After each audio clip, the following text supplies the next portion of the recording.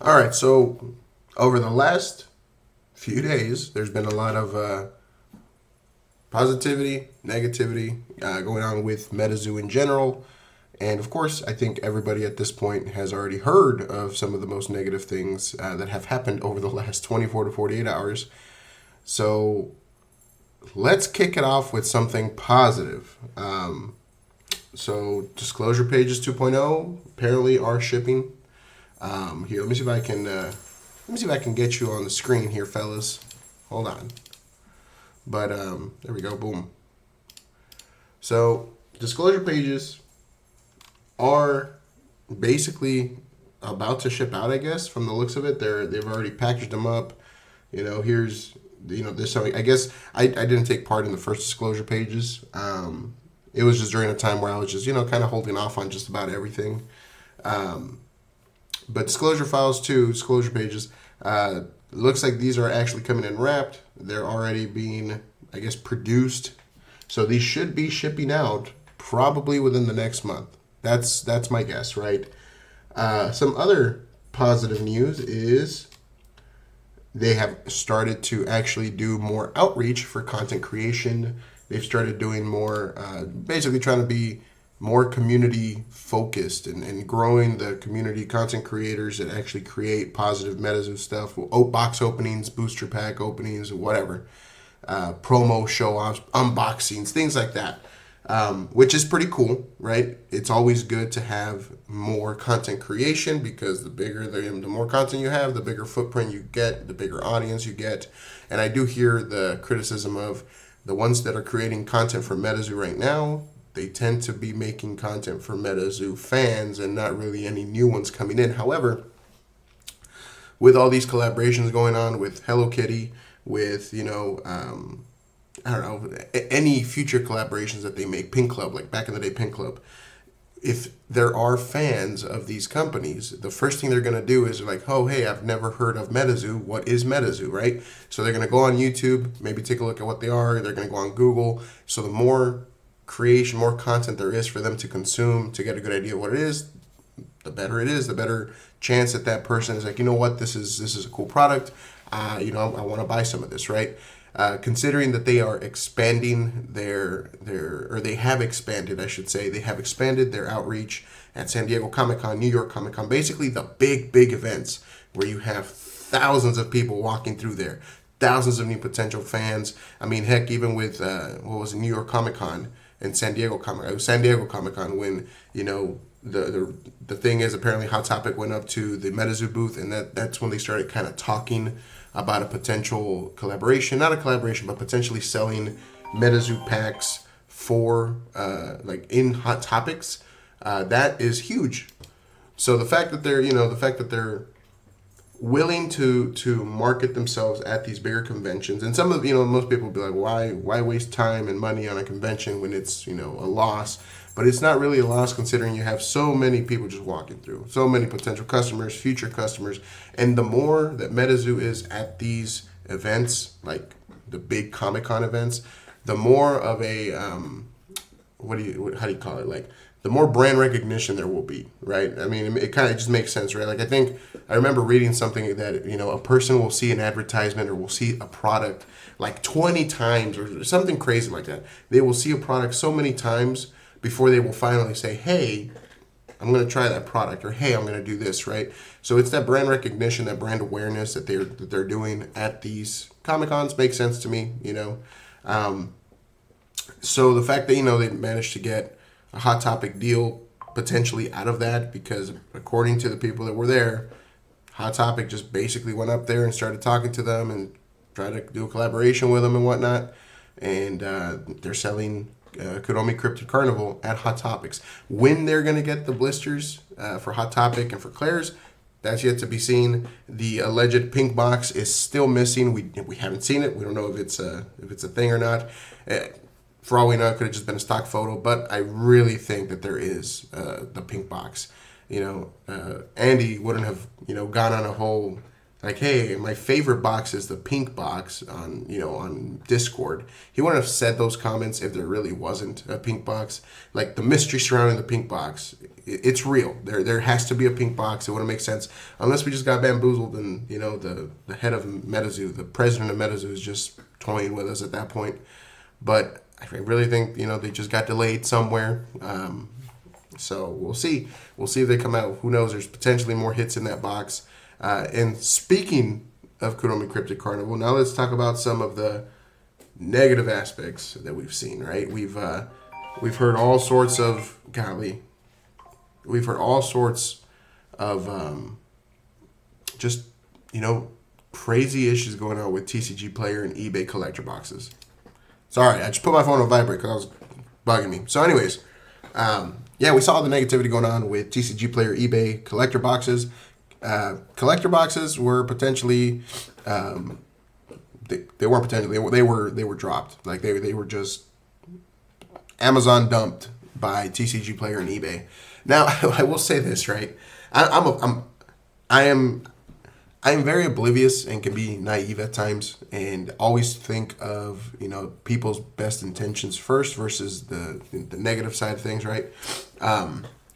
When we got that message from TCGPlayer earlier, what was it, yesterday or the day before? I think it was, the night prior, something like that. We got the message from TCGPlayer on eBay saying, hey, as a holiday surprise, we wanted to give everybody who pre-ordered first like a 50% cash back type of thing. You're going to get a 50% refund for being one of the first supporters of this product as a holiday thank you and blah, blah, blah, right? So they spun it really positively. They spun it really like, hey, thank you for being the first ones. Here's a 50% refund. Hope, your holidays are great type of thing, right? And then, like, after all the refunds started processing, after I'm assuming they went through everybody, they sent the message to everybody. After all the refunds processed, then they dropped the price to $150 on eBay. And, I mean, dude, it's a great deal. Like, I'll be honest, like, I felt kind of bummed because I got 2 collector's boxes, right? I was thinking of opening one, keeping the other sealed type of thing.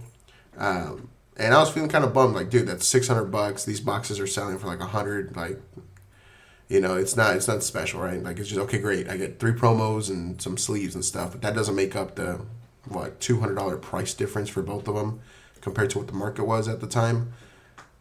And now it's the best deal around.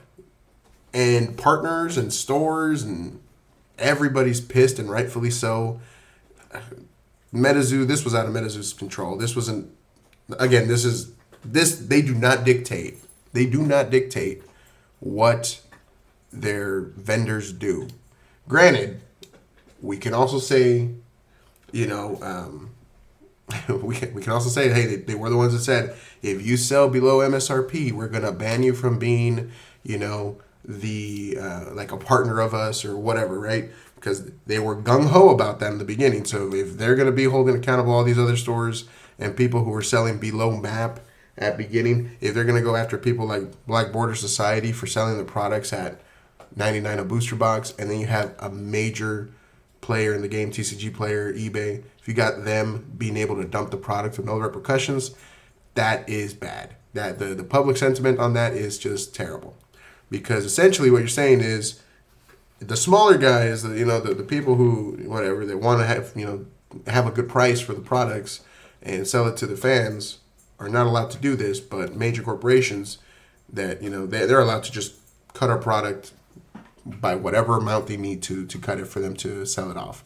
Because at this point, TCGPlayer is probably realizing, hey, we only sold maybe like 700 like collector's boxes, and according to Rudy, from what he's heard, they only sold through about 10 to 20% of their actual stock. I usually like to go on the lower end just to be safe. So assuming this is 10% of stock and they sold, let's say, 700 to 1,000 booster boxes, they got they probably produced 7,000 of these kits, and now they have 6,000 and some change just chilling in a warehouse that are not moving because the product price was $300 for that collector's box. They completely overestimated the demand that this product would have for both Hello Kitty fans and Metazoo fans. They probably saw how crazy the Hello Kitty promos were selling from SDCC on eBay, and they used that data to say, well, you know what? Like, this is a hyped product. If people are willing to pay this much for these promos, we can only imagine how much they're going to be willing to pay for this product. So they completely overestimated it, and now Metazoo got burned because of it, you know? But again, is Metazoo going to do anything about it? I don't think so. I think the contract that they may have signed with TCGPlayer allows TCGPlayer to do what they deem fair, what they want to do. They purchased this product from Metazoo, I assume, and Metazoo's just like, yep, just go ahead. Like this, we'll do the premium collectors with you guys type of thing. So, but it would be pretty bad if, you know, they allow this type of thing to happen more than once, right? 50% off within 2 weeks after release, 3 weeks after release. That is ridiculous. And I feel for the partners, I feel for the stores. Like, it seems like with every new product that Metazoo releases, or, you know, just is out on the public, something always has to go wrong. You know, UFO and Wilderness, completely overprinted. Boxes were not holding up, hits are not holding up, and then that just gave Metazoo a bad look, saying, hey, don't go buy this product because look how much they overprint, look how useless it is, look how valueless it is currently in the market. Don't waste your money on those products. They're completely overprinted. So then Metazoo says, okay, cool, you guys were right. They were overprinted. We underestimated or overestimated the demand for these products because they scaled from 50,000 to 100K. That's double the print run for both of those products. So they scaled back with Seance. They said, okay, cool, with Seance, we're going to go back to 50K a booster box. And then guess what happens with Seance? It's mappable. The hits are easily, like, you can find out where the Hateful Eight are in the case. You know, like no matter what they do, there's always something that just hits them back down to earth. And Seance was supposed to be the saving grace, almost. Not really, but Seance was supposed to be the first of, you know, the beginning of this new, like, print runs are tight, Metazoo, you know, product is good. Like, dude, they've completely fixed. So, like, okay, in my opinion, the quality issue is gone. Like, the quality issue of Metazoo cards, of them being like thin paper, holofoiling looks kind of rough. Like, it's, you know, they, like, starting with, what was it, like Hero Quest or whatever it was, and then into UFO, Seance Native. The holofoiling technique is almost perfected for what they've been going for. Like, it's really night and day. The cardstock quality has gone way up. It's actually a nice cardstock, nice holofoiling. Like, they fixed that. The booster box designs are great. The holofoiling on the booster boxes are really fun, really cool. Heck, even my wife the other day, when I got a native box out, she was like, wow, they added little, like, shiny stuff on the box. I was like, yes, they did. And I'm like, it's actually really cool. She's like, yeah, it looks kind of cool. They've done so many good things, right? And they're being overshadowed by delay after delay, by product issue after product issue with, like, Seance, right? Seance was just a big blow to what they were trying to build, man. And then, you know, couple that with, like, Native comes out. Native is great. They said it was a 50K print run. Rumor has it it's not. It's less than 50K. If that's the case, I would assume it's somewhere between Krypton Nation 1 of 25K and between 25 and 50K. I don't think it's 50K based on what I've heard. And that's probably why Native has held up so well thus far, because Native booster boxes are hovering around $95 to $100, right? But they also expanded the hit pool with those. Native 19s really hold their value. Dude, and, like, people may think, like, oh, Metazoo's not liquid. Dude, I opened, like, 3 booster boxes of Native, 4 booster boxes of Native, a bunch of blisters, and, you know, I've pulled, like, the Uktena. I pulled an Uktena the other day from a blister pack that I just, you know, I ordered a 4-pack or whatever so I can get all the promo cards for my set. And in one of those packs, I got an Uktena, you know? I was like, okay, cool, $45 card. I put it on eBay. 3 days later, it sold for $45. So, like, there's demand for Native. The hit pool was great. And it wasn't just, like, ours. Like, no, like, the hits that they decided to have, Wendigo, the Uktena, they're really cool hits. People want them. So native was a great step forward. The problem is that everything after native has just been nothing but negativity. We haven't had a core set since, what was it, like March or April or whenever native released of 2023. It's almost close to a year. And right now, based on what Andy has, discussed in the Discord with the whole legacy, here, let's switch it over. Let's take a look. With the whole, here it is, the Cryptid Clash spoiler cards, right?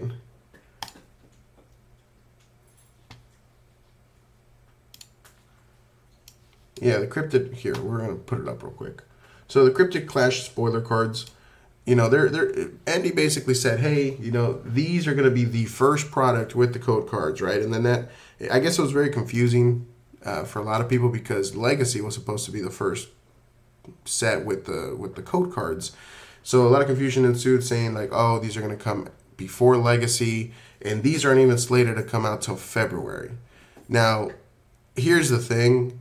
I think Andy ended up saying something like, no, like it's just the way it was, I guess construed. But according to Andy, Legacy is first, then these spoiler packs. But he did use, of course, like it's not up to me at this point. It's going to be logistics and shipping and manufacturing delays, right? Which to me just kind of spells out doom. Yeah. So Legacy was supposed to release in the summer, pushed back 4 months. They're now supposed to be in December. And now it's December, almost middle of December, actually. Or I guess, yeah, almost. Like next week, it's the middle of December. And nothing. I'm hoping that if by some miracle this actually does get, into people's hands by end of December. I'm hoping. But as it stands, I would not be shocked if this is a January or February release. I wouldn't be shocked if the Cryptid Clash spoiler cards do come out before Legacy, and they're just kind of trying to appease both sides because Legacy has been delayed almost if it doesn't come out till February, that's almost half a year. And let's not even get started with War. War was supposed to release originally was supposed to release in the summer, then it was pushed back. And then they just completely took it off of the 2023 roadmap, essentially. They replaced it with Legacy. And at this point, we're all just waiting. And meanwhile, the sentiment of most people right now is they keep dropping pre-orders for new product that will not be arriving for 3 to 4 months, if not more, assuming delays occur again. And, that's just been the story of Metazoo for 2023. Delay after delay after delay after delay. And then when product does release, something goes wrong with those releases. We haven't even talked about the native streamer kits going on almost a year.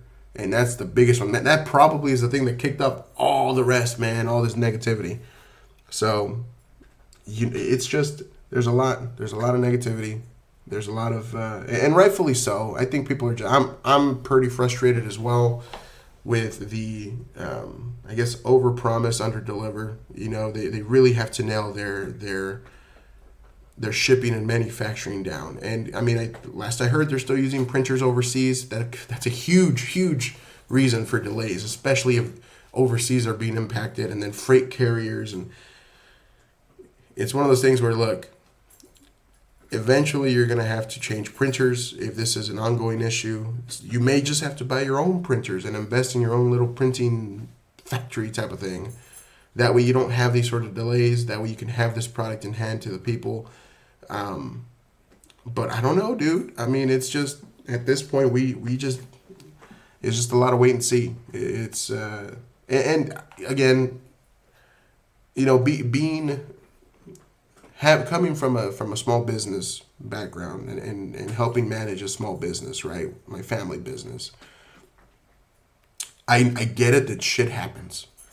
And sometimes you're just at the manufacturer's, you're just at the mercy of the manufacturer and when they're going to get your parts in and things like that. But, dude, eventually you have to switch suppliers if your suppliers let you down. We've had that happen to us many times where we've had suppliers just not give us parts and things that we need to get the job done for a customer, and that leads to frustration on the customer's end. They no longer want to use us because of this frustration. So what we ended up doing is we completely scrapped the supplier we had and we went on to a different supplier, right? And for the most part, it was an improvement. The majority of issues were kind of gone. They were able to get us the things we needed with proper time frames. They weren't just saying, "Oh, it's going to be a few months. We don't know." They were actually very communicative, right? They were all about communication. They would email us, they would call us, they would text us saying, "Hey, I know you're waiting on this part." They wouldn't even wait for me to reach out to them. They had a whole department, especially that would handle bigger company whatever communication for parts and things like that. They would reach out to us via email saying, "Hey, we didn't get this. Hey, we have this now. We're still waiting on this part. ETA is currently 3 weeks out." Or they'd even give us an option of "Hey, we can actually talk to the manufacturer or whatever and have them overnight some of this stuff instead of you having to wait a few weeks." But it all came back to communication. And that's why we've stuck with them, because they've been very upfront with us about any issues that we encounter. They're not trying to be like, "Oh, this is manufacturer, you just gotta wait. It is what it is." They didn't treat us as a nuisance. They treated us as a partner, as "Hey, we understand that you're purchasing this from us, and the time is, the wait time is a long time sometimes." So they constantly give us updates. "Hey, FYI, this is slated to be in this week for this, PO number, blah blah blah." Very communicative. And that's all they really need. And I get it. We're just fans in a Discord, and they don't owe us anything, is what some people say. They're just a business and blah blah blah. But you need some goodwill from your fans. From you gotta be more more communication. You have to be willing to, even if it sucks, even if you're gonna let people down, even if some people want to cancel pre-orders when you announce it, you just gotta take it, bro. Take it on the chin. It is what it is.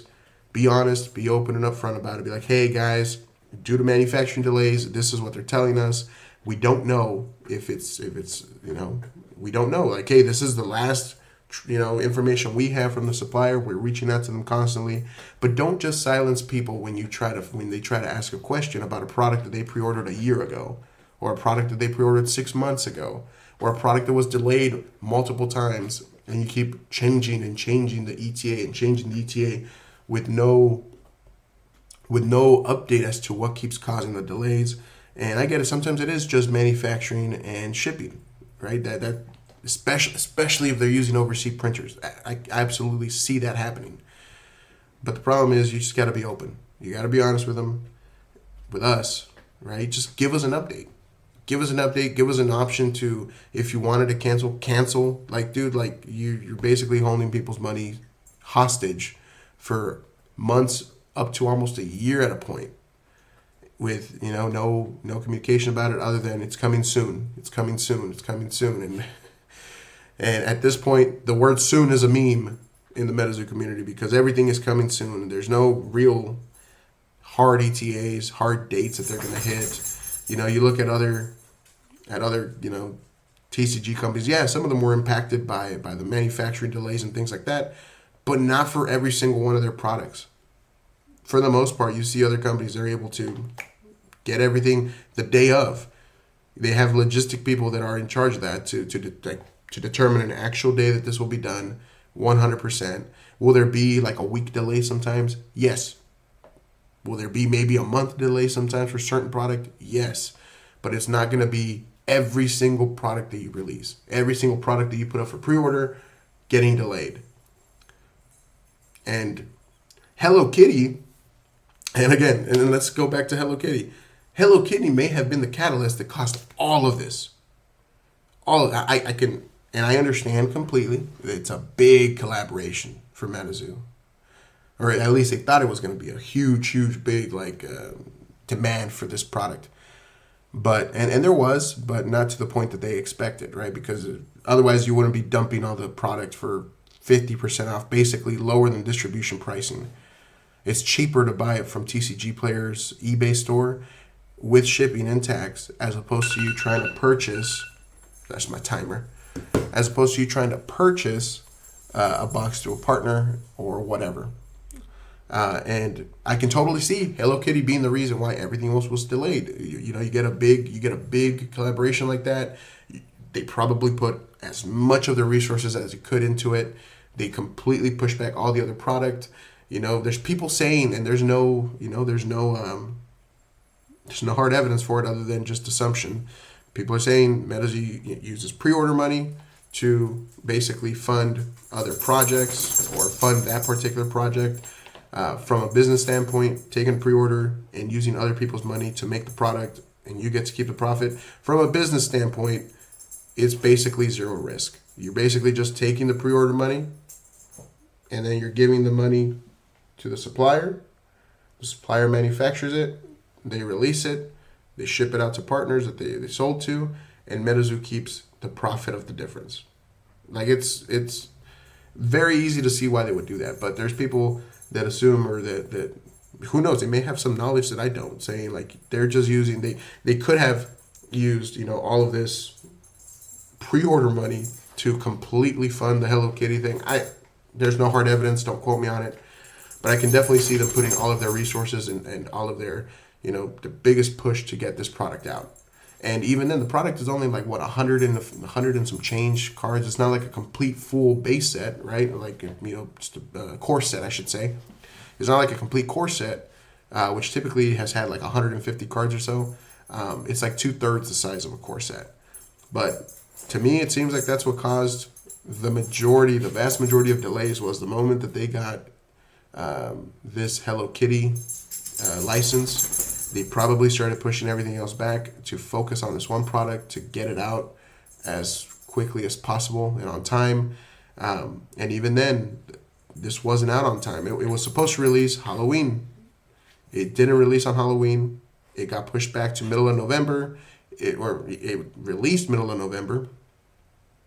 And then 3 weeks later, 50% off, hot sale, buy TCGPlayer due to them not selling anything. And that's just another blow, another hit to Metazoo in this just repeating cycle, man. They release a cool product, shit goes wrong, negativity and hate. Pre-orders, delays, they release the product, it's cool, people like it, something happens to the product, people shit on it, all over and over and over again thus far.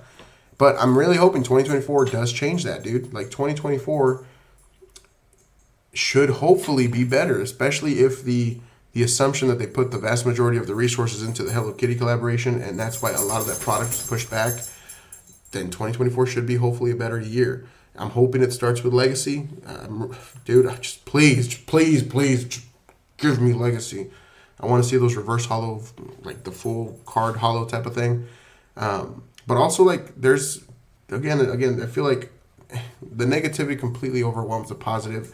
There's a huge push for the Cryptid Clash online client.